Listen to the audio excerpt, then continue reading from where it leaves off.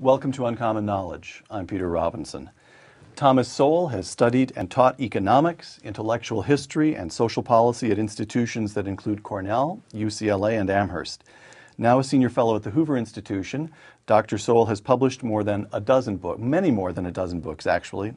I was just too lazy to count them all up. The one with which we will concern ourselves today, his classic work, first published in 1987 and then republished last year, A Conflict of Visions. Segment 1, The Two Visions.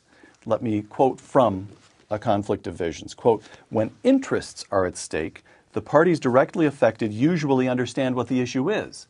However, when there is a conflict of visions, those most powerfully affected by a particular vision may be the least aware of its underlying assumptions."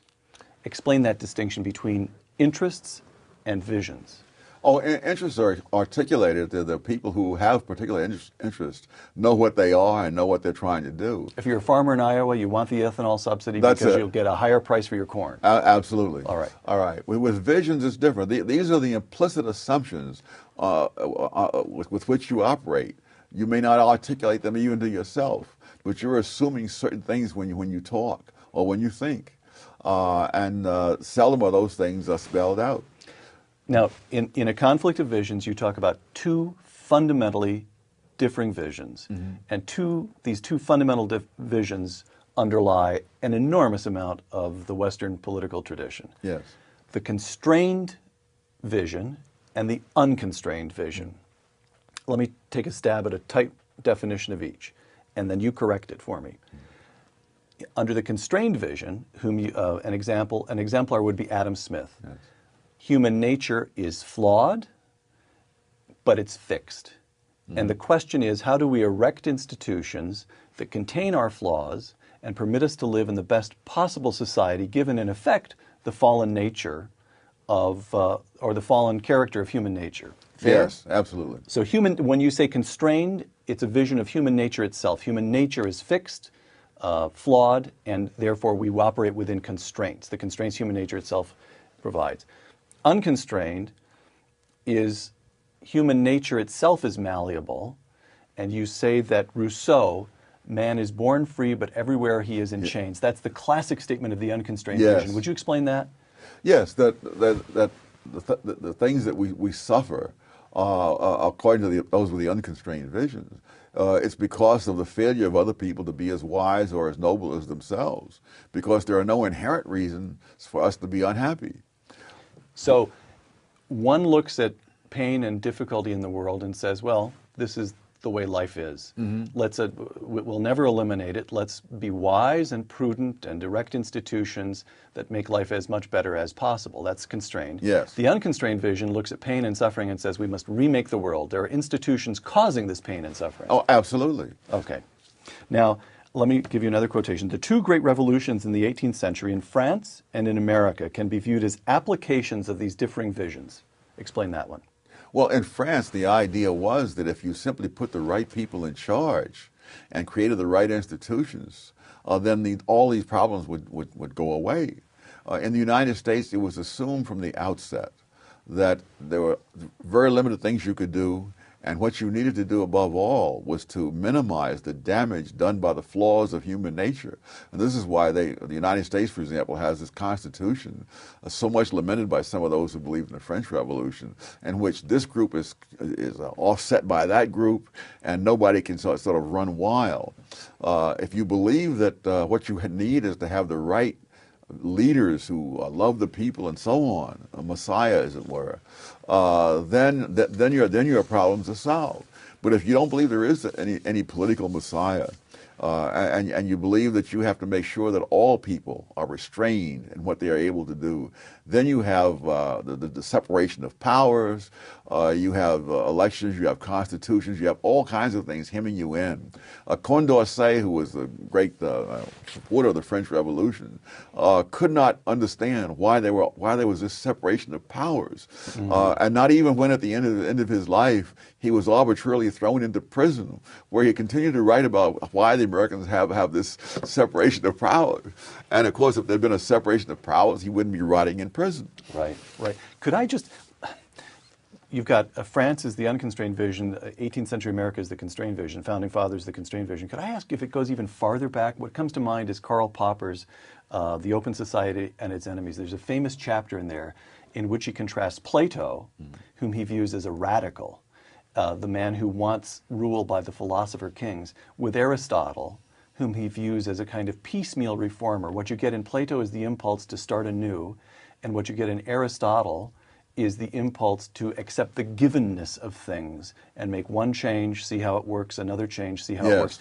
In other words, I guess what I'm getting at is there some sense in which these two visions can be traced all the way through the Western tradition? Oh, absolutely. That's right. Absolutely. That's a fair statement. Yes. All right. Now, in this country, you talked about France versus the United States, but what about Americans versus Americans?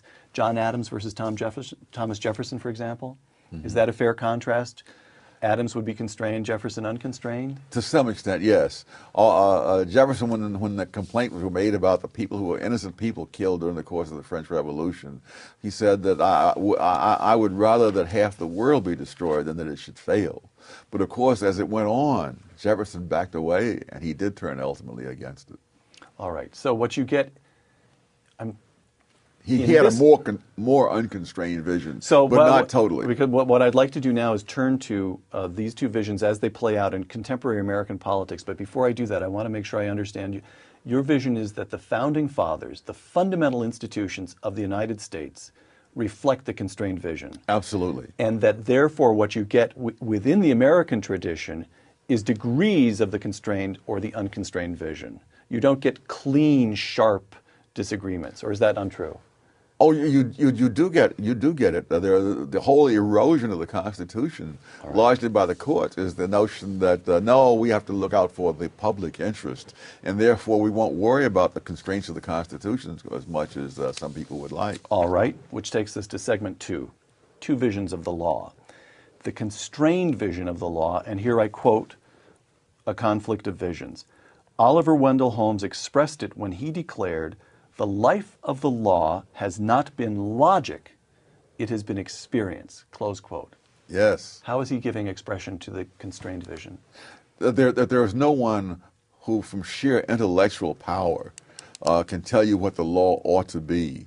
That we learn from trial and error simply because we're not capable of learning everything just by figuring it all out in advance. The unconstrained vision of the law. Here you quote John Stuart Mill, quote, "To look at legal precedents was," I'm quoting you, "in Mill's view to make," and here you quote Mill, "an absurd sacrifice of present ends to antiquated means." Yes. Close quote. How is he giving voice to the unconstrained Well, vision? this is the notion that we need someone to come along and update the law from his own intellectual resources rather than from the actual experience of millions of people in generation after generation. No one believes the law should remain fixed as it was at some given point in the past. The question is, who shall have the authority to change that law, and with what constraints on that person, so that that person is not just giving vent to his own feelings or imaginings or theories. All right, let me give you a couple of quotations. John McCain, in the presidential debate of October 16th, on the kinds of judges he would nominate to the Supreme Court, quote, "I will find the best people in the United States of America who have a history of strict adherence to the Constitution and not legislating from the bench," close quote. Barack Obama, during the same debate, "If a woman is out there trying to raise a family, trying to support her family, and is being treated unfairly, then the court has to stand up if nobody else will. And that's the kind of judge I want." That's Close unconstrained. That somehow or other there are people with the judicial robes on who can just decide these things ad hoc, which among other things would mean we would no longer really have law. You would discover, once you got into the courtroom in front of the judge, you would then discover what the decision is, but you'd have no clue beforehand. So that would, a full embrace of the unconstrained vision, which Barack Obama seems intent on, would overturn the fundamental basis of American law, which is a nation of laws, not of men. It Absolutely. would be a nation of men, of judges. Yes. All right. September of this year, the Rasmussen Polling Company asked this question: should the Supreme Court make decisions based on what's written in the Constitution and legal precedents, or should it be guided mostly by a sense of fairness and justice? Close quote. 82% of McCain supporters said the Supreme Court should base its decisions on the Constitution. 29% of Obama supporters agree. 11% of McCain supporters said the Supreme Court should make its decisions on fairness. 49% of Obama supporters said that it should. Now, here's the question. You've said McCain constrained, Obama unconstrained. But what this would seem to indicate, this polling data, that this is not just a debate taking place among politicians or American elites. It's reached very deep into the American public. Oh, absolutely. 49% of Americans think the Supreme Court should... Of Obama supporters. 49% of Obama supporters, exactly, say the... So does that startle you? Does it alarm you? It doesn't startle me, it depresses me. But, you know, this has been going on for a long time. People complain about a court decision on the basis that, that they wish it had turned out differently. But that isn't the judge's job. There was a wonderful case, and I wish I could remember the title of it, which Clarence Thomas said that he really agreed with the position taken by one of the litigants in the case, but that he wasn't there to decide that issue. He was there to decide what did the law say, and the law said otherwise, and so he voted against them. You see the same thing in Oliver Wendell Holmes, where in a number of cases he makes very cutting disparagements of one of the litigants in the case, and then votes in favor of him, because I'm not here to decide what the merit is. And one of his decisions, he said, I am not at liberty to discuss the justice of the act. The act is what it is, and once I know what that is, that's the decision I have to make. Well, then, if you see, well, one more question here. You write, the unconstrained vision, again I'm quoting you, has tended historically toward creating more equalized economic and social conditions in society, even if the means chosen imply great inequality in the right to decide such issues and choose such means, close quote. Inequality in the right to decide issues. Does that tell us why the left in the United States seems so much more comfortable with having courts make social policy? Oh, absolutely. That's what's going on. Absolutely. That they want equality of outcomes, and they will choose how to make the outcomes equal. But they don't want equality of choice on the part of the people themselves. Many of the liberals say that they're for the family because they're for creating all kinds of goodies to give to families, but they want to take away the family's fundamental function, which is making decisions for members of the family itself, particularly the younger members who aren't yet grown. In the current political context, and we're taping this program just 2 weeks before the election, how do you see, what opportunity is there for those who believe in the constrained vision as regards the law to advance their view, to advance the constrained vision and beat back the unconstrained vision? I guess you argue for it, as you do for other things, but I think what happens is that many people vote. They don't think that far ahead. They think, I like this guy, and so on. They don't think, what kind of judges will he be putting on the court, on the federal bench, who will be there 20 and 30 years from now, who will be turning loose criminals, let's say, for 20 or 30 years. Right, right. Well, I know that you have some reservations about John McCain as a candidate, and we'll come to some of those, I suspect. Yes. Actually, I've got some questions intentionally to provoke you, Dr. Sowell. But would you say that on this issue alone, that the next president is likely to be able to nominate 2 or 3 justices to the Supreme Court? Oh, absolutely. That's decisive for you? Yes, yes. All right, okay. Segment 3, 2 visions of war.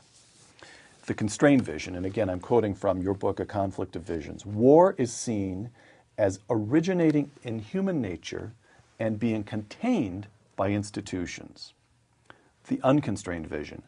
Those with the unconstrained vision tend to explain war in terms of either misunderstandings or of hostile or paranoid emotions raised to such a pitch as to override rationality. Yes. Is it fair to say that the constrained vision is not surprised by war, but the unconstrained vision is always a little startled when a war breaks out? Oh, absolutely. That you can take this back to the Federalists, where they said, why do we think that the 13 colonies will make war on each other if they're not united? And the answer was because that's what countries have always done. And so it's not a question of, in fact, it's not just war, it's poverty, it's crime. All those are things which people with the unconstrained vision feel needs explaining. Whereas people with a constrained vision think what needs explaining is how do we sustain peace? How do we have law and order? How do we have morality? How would you interpret then? I can't remember whether Robert Kennedy was quoting someone else or whether this was original to him or to his speechwriters. The quotation is something like, some see the world and ask why. I see what could be and ask why not. Yes, yes. That's a kind of that's the unconstrained vision in a nutshell. Absolutely. All right. John McCain in February 2003, quote, this is the constrained and unconstrained vision as they apply to the question of warfare.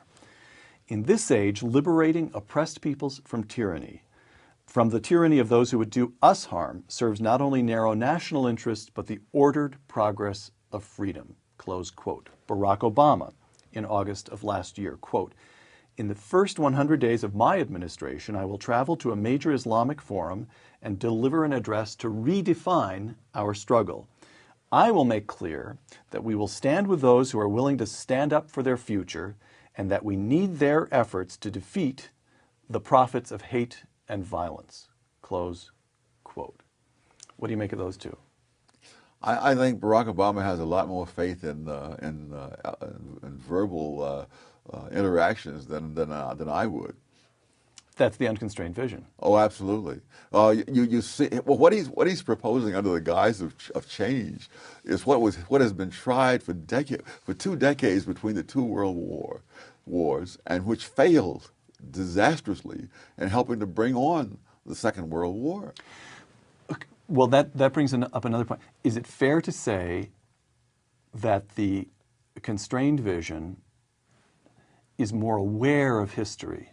That somehow or other there's an appreciation of and even a hunger for historical understanding, searching for precedent, what has worked before. Most things won't work. Therefore, we must work especially hard to discover what has worked in the past.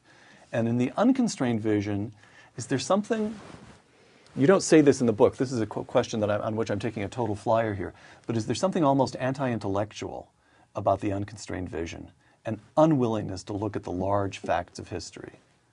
There's an unwillingness to look at the facts of history, and it's anti-intellectual in the sense of intellectual processes. Unfortunately, it's all too characteristic of intellectuals as an occupational category.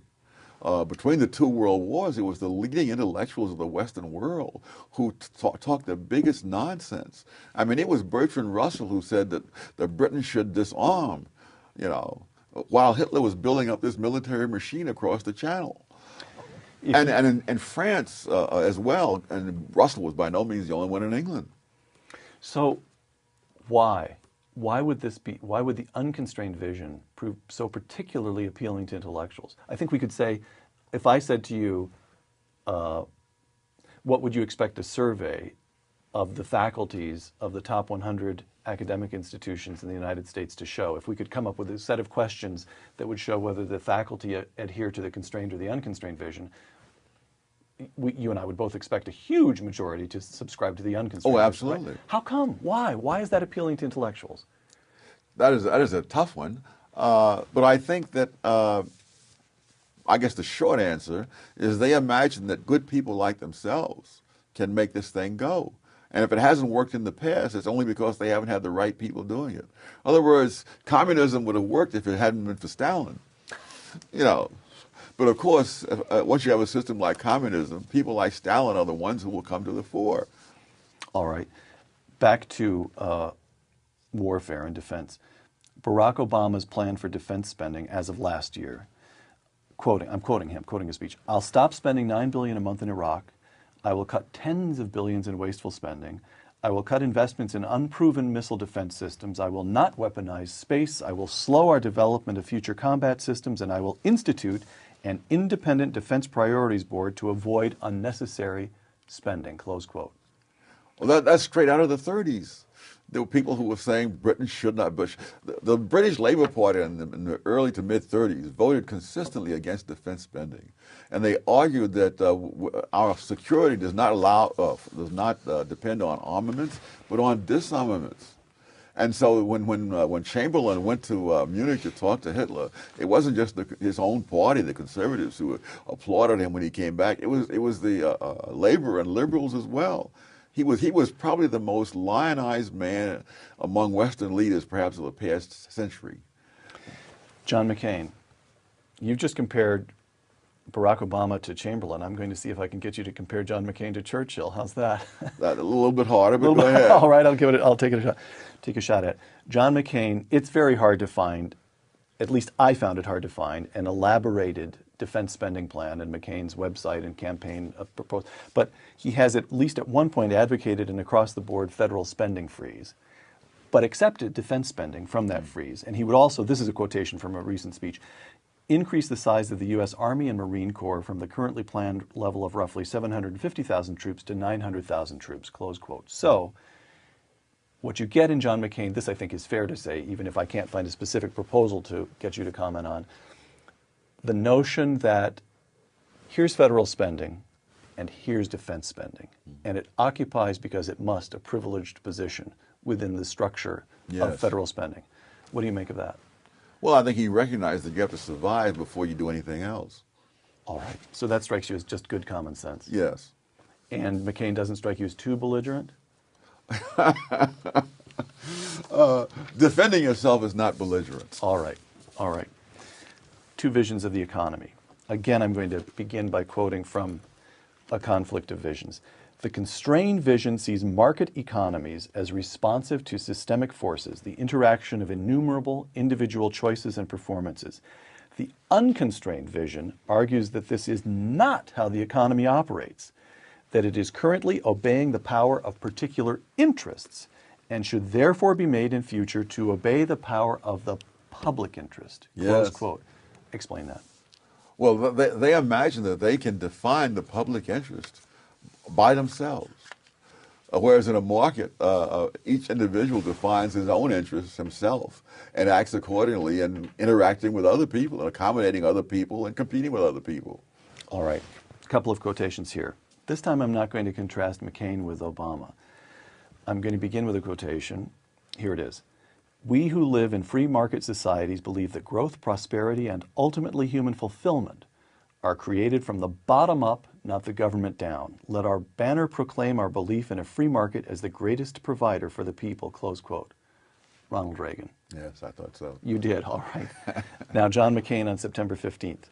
The American people are being threatened today because of greed and corruption that some engaged in on Wall Street and that we have got to fix, close quote. What do you make of what's going on in the Republican Party? Well, from Reagan to McCain. Decline. When people ask me why am I going to vote for McCain rather than Obama, it's because I prefer disaster to catastrophe. All right. You're not supposed to throw things at me from which I have to use valuable time to recover, Tom.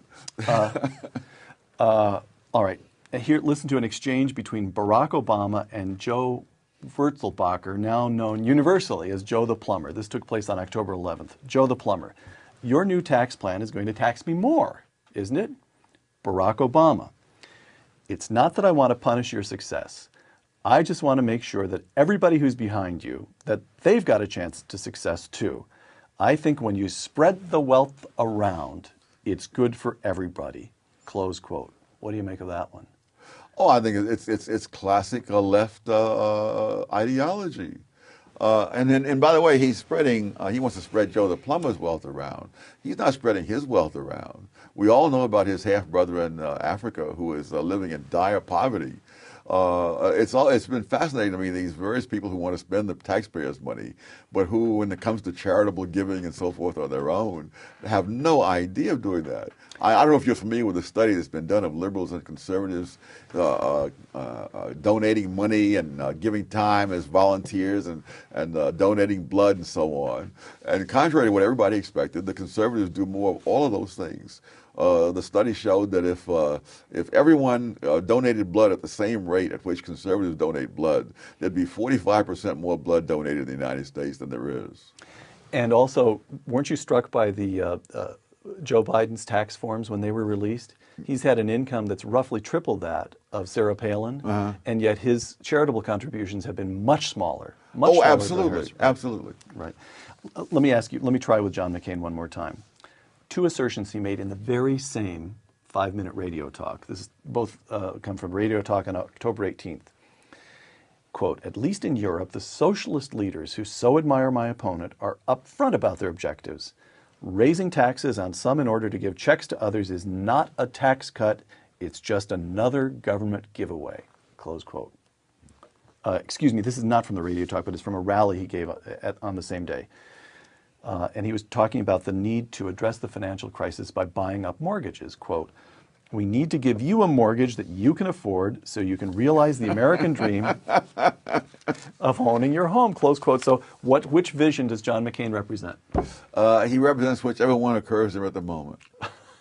All right. It's, he has what Thorstein Veblen called a versatility of convictions. All right. But here's the argument. The argument would be, look, John McCain's in a tight spot. He's trailing. He's fundamentally the constrained vision. That is to say, he fundamentally supports free markets. And his record shows an overwhelming majority of the times where there's a vote in Congress that can be recorded as free market or anti-free market, he's on the free market side. He's maneuvering here. Be realistic, Tom Sowell. Politicians have to do that. Cut the man a little slack. Well, if I were in his camp, perhaps I would say that. My job is not to cut him any slack. My job is to inform the people who read what I have to say. All right. Back to Barack Obama.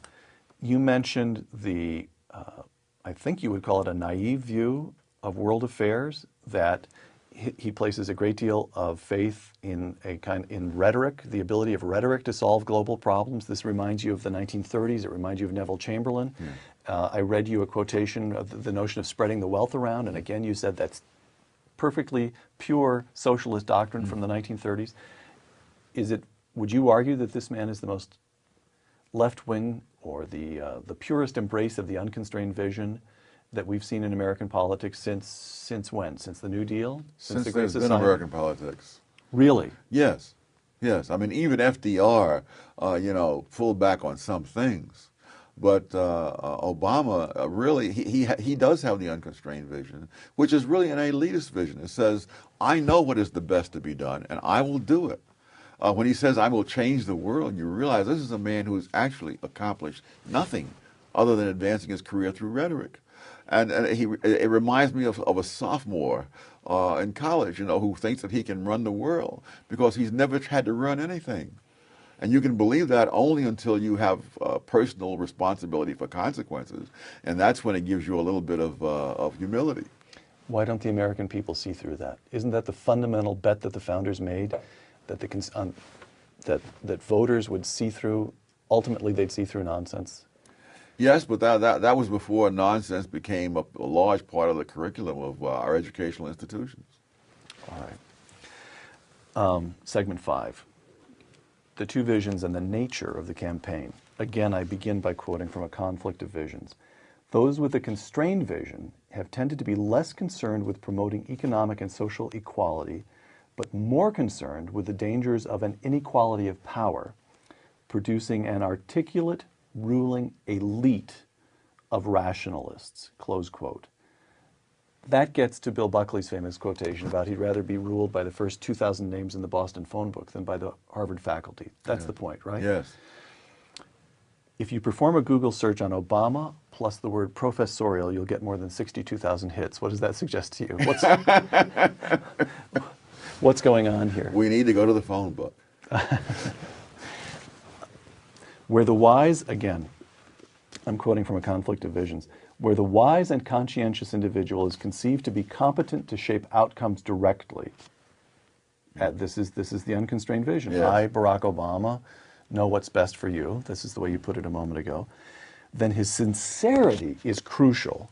Sincerity is so central to an unconstrained vision that it is not readily conceded to adversaries, close quote. That goes back at least 200 years. That people who have the constrained vision understand that people will make mistakes. And so therefore, when someone says something they disagree with, that to them is just one of the examples of it. They see no need to question his sincerity or honesty or whatever. But for those with the unconstrained vision, what they believe seems so obviously true that if you're standing in the way of it, either you must be incredibly stupid, utterly uninformed, or simply dishonest. Let me read you a few of the terms that have been used to describe Sarah Palin. Liar, Andrew Sullivan. Cancer, David Brooks. Oh, yes. Jesus freak, Bill Mayer. Reactionary, Katha Pollitt. Zealot, Maureen Dowd. Is that part of what's going on here? Yes, yes. People like that find it very hard to believe that someone else could honestly, sincerely, and intelligently reach a different conclusion. They talk about how complex the world is, but it never seems to be complex enough that other people could have read the same evidence they've looked at and come up with a different conclusion. The implicit visions, again, you write in your conclusion, divide controversialists at all levels and across the boundaries of the law, the economy, and the society, close quote. The constrained vision versus the unconstrained vision. How is an informed American to choose between those two visions? I suppose it would require thinking about it, first of all, which is what a lot of people don't do anymore. I mean, there are people who simply react because they like the way someone sounds, and unfortunately, more and more such people vote. So it's a question of education?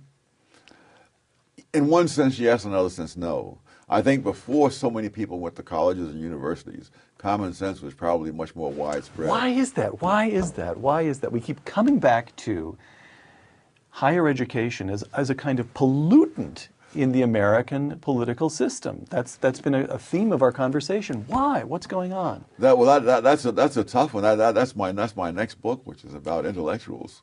Oh, really? Yes, yes. But what have you found? What conclusions have you reached so far? That all the incentives are for people who are intellectuals in the sense in which I would define the term, to venture beyond what they are competent to do. That is, we know that who's the man at MIT who was the linguist? Noam Chomsky. Oh, Noam Chomsky. We know the man is a landmark figure in the study of linguistics. Yes. But we would never have heard of him if he stuck to linguistics. True enough. We know that our wonderful colleague, Mr. Ehrlich, is Paul Ehrlich here at Stanford. Yes, has a reputation in entomology. But we would never have heard of him if he had stuck to entomology. And so all the incentives are to go beyond what you're competent to deal with and to just assume that because you're wonderful at this, that this makes you sort of a general philosopher king. All right. If the current polls hold, the Wall Street Journal, I'm quoting the Wall Street Journal now, declared in an editorial last week, Barack Obama will win the White House on November 4th, and Democrats will consolidate their congressional majorities. Though we doubt most Americans realize it, the journal continues, this would be one of the most profound political and ideological shifts in U.S. history, close quote. Would you agree with that? Absolutely. And the repercussions extend, the fact that they will create disasters in the economy, I think will pale by comparison to what they will do in terms of countries acquiring nuclear weapons and turning those over to terrorists, which is the point of no return once that happens. Right, right. I was talking about this with a colleague of ours the other day, Tom McCurdy, who's an economist here at the Hoover Institution, and Tom said, well, remember what happened when Bill Clinton became president. His point is the American people are about to get an extreme illustration of the way government intervention messes things up. Bill Clinton offered only a mild illustration, and yet even under Bill Clinton, it was only 2 years before there was enough of a backlash response that Republicans took both houses of Congress away, and the man was boxed in from that point forward. That's a pretty optimistic reading of what might happen. In fact, Very it's about optimistic. Very optimistic? Yes, because there is such a thing as a point of no return, and if in those first 2 years Iran gets nuclear weapons, we will be at that point of no return, and the next generation will live under that same threat and as far out as the eye can see. And so, sometimes people who are very clever say it's just as well to let these guys get in there and discredit themselves. Then we'll win on the backlash. People said that when Hitler was arising in Germany, and many of those people who said that died in the concentration camps. Which is a smaller tragedy than a nation dying in a sense. Before the primaries had ended, you wrote, Hillary Clinton versus John McCain. I wouldn't know whether to vote Libertarian or move to Australia. Now we know it's Barack Obama versus John McCain. You'll vote for John McCain, but hold your nose? What's your fundamental outlook? Yes, the difference is that the Clintons had the saving grace of utter lack of principle, which meant that when they saw which way the political winds were blowing, that's the way they'd go, regardless of what they'd been saying before. This man has been a far-left ideologue for 20 years. And not just a matter of ideology. I mean, people who are truly vile people. We're not talking about just people who have a certain theory. Bill Ayers. I mean, Acorn. I mean, we're talking thuggery as the way to get your ideas across. Father Flagel. You go down the list. I judge people by what they've done, not by what they say, particularly when what they say is the direct opposite of what they've done. So that, no, I think this man really does believe that he can change the world. And people like that are infinitely more dangerous than mere crooked politicians. Final question. Let's suppose that the Wall Street Journal is right. Let's suppose that Barack Obama wins and that the Democrats increase their majorities in both the House and the Senate. Let's suppose all of that. What would be your advice to young people dedicated to free markets, individual liberty, and broadly speaking to the constrained vision that you write about in A Conflict of Visions? What do you do if something like this happens? You do whatever you find you can do under those conditions, which you can only learn by experience. But it's a little like saying, what advice do you give to someone on death row when they come to take him down to the gas chamber? Tom, I'm trying very hard here to find a question to end the show on an up, but I don't seem to. I don't seem to be succeeding. Well, one good thing is that economists' predictions have been proven wrong before, and you can always hope that this one will be one of those many predictions. Right. Dr. Thomas Sowell, author of A Conflict of Visions and author of the forthcoming second edition of another classic book you wrote, Applied Economics. This will be out in January. Yes. Dr. Thomas Sowell, thank you very much. Thank you. For Uncommon Knowledge, I'm Peter Robinson. Thanks for joining us.